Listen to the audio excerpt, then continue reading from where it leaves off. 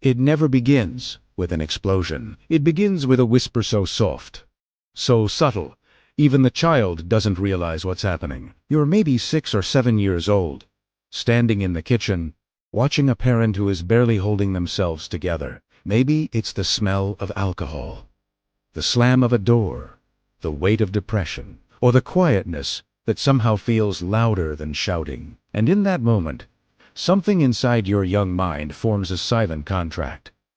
If I don't take control, everything will fall apart. This is the moment childhood ends. Not legally, not physically, but emotionally, psychologically, spiritually. The child begins to fade. They smile at the right times. They learn to stay quiet. They read the energy in the room like a weather forecast. They become the stability the adults can't provide, and the world applauds them for it. You're so mature. You're so responsible. You're wise beyond your years. But nobody asks the real question. At what cost? Today, we re-unpacking the psychology of the child who grew up too fast because this experience doesn't stay in the past. It grows with you. It shapes your relationships, your self-worth, your anxiety, your sense of safety, even if you think you turned out fine. Parentification. When the child becomes the parent, what psychologists call parentification, sounds like a clinical word, but what it really means is this. A child becomes the emotional support system for the adults in the house. They become the peacemaker, the counselor, the protector, the fixer, the one who holds everything together, and the brain adapts because it has to. When kids are forced to regulate other people's emotions, they develop something called hypervigilance. A constant scanning of the environment, always looking for what could go wrong. The child learns, love is not given freely. I must earn it.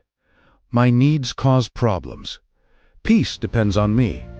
Safety is not guaranteed. So they shut down their feelings, not because they want to, but because survival demands it. And in place of the real child, a role appears. The good kid, the strong one, the therapist friend, the never asks for anything adult. It becomes such a convincing performance that even they forget it's a mask. The hidden pain that doesn't disappear growing up. This child rarely complains, rarely asks for help, rarely lets anyone see them upset. But inside, there is a question that never stops echoing. Why didn't anyone protect me? As they get older, the symptoms evolve. Hyper-independence.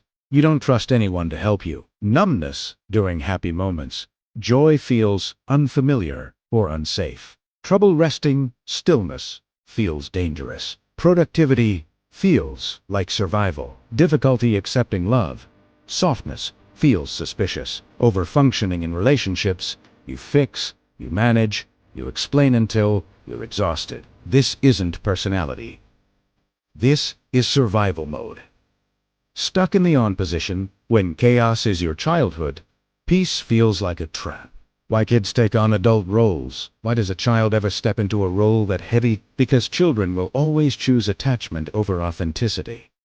It's biological. A child would rather abandon themselves than risk losing the only connection they have. So they shrink. They silence their needs. They become the easy child. The one who doesn't make trouble. The one who grows up fast so the adults don't have to. And here's the tragedy.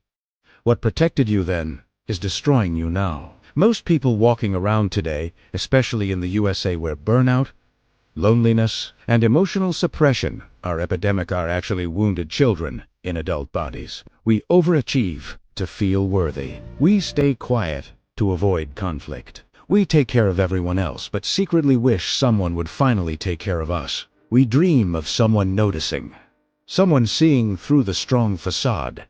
Someone saying, you don't have to keep it together anymore. That dream doesn't belong to the adult. It belongs to the child who never got a childhood. The first step, witnessing your own story. Healing doesn't begin with fixing. Healing begins with acknowledging. Because until you face what actually happened, you'll keep telling yourself, it wasn't that bad. Other people had it worse. I'm fine. But fine is just a survival strategy. When these children grow up, They become adults who cannot relax, partners who fear vulnerability, friends who give but can't receive, people who apologize for having emotions, workers who think exhaustion equals value. This is the cost of growing up too fast. It's not just a sad backstory, it's a lifelong pattern. No one is coming to save the child you buried. This isn't said to hurt you. It's said to empower you. No one from your past is coming to give you the childhood you missed. But that doesn't mean healing is impossible. It means you are the one who must go back for that child. You must be the voice that was missing. You didn't deserve this. You were just a kid. You get to rest now. You're safe with me. This is the beginning of shadow work. Not pretending, not suppressing, not bypassing your pain with positivity. It means turning toward the parts of you that were ignored, the emotions you weren't allowed to feel, the needs you silenced just to survive. Grieving the childhood you lost is not weakness, it's recovery. How these patterns show up in adulthood. If you grew up too fast, you might notice. You become everyone's therapist. You fear being a burden. You overgive in relationships. You avoid asking for help. You always feel like you must earn love. You freeze or shut down. When someone treats you gently, you feel guilt when you rest. These aren't flaws. They're coping mechanisms. And the good news, they can be unlearned. But only when you stop taking pride in your pain and start honoring your wounds. Reparenting yourself. Ask your inner child, what did I need that I never received? Maybe you'll hear, I needed comfort. I needed reassurance. I needed to play. I needed someone to check on me. Needed to feel safe. Your job is to give those things to yourself now. Not to rewrite your childhood, but to free your adulthood.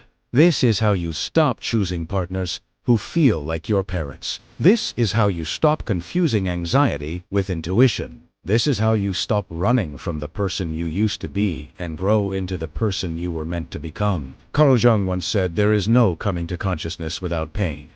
But pain is not the end. Awareness is the beginning. A final message for anyone who grew up too fast. Your maturity was never the problem. The problem was that you had no choice. But now you do. You can choose softness. You can choose rest. You can choose boundaries. You can choose healing. You can choose yourself. There will be days when you feel like a child again. Good. That means the child in you is finally safe enough to come out. You didn't get a childhood, but you still get a future. And this time you get to create it on your terms.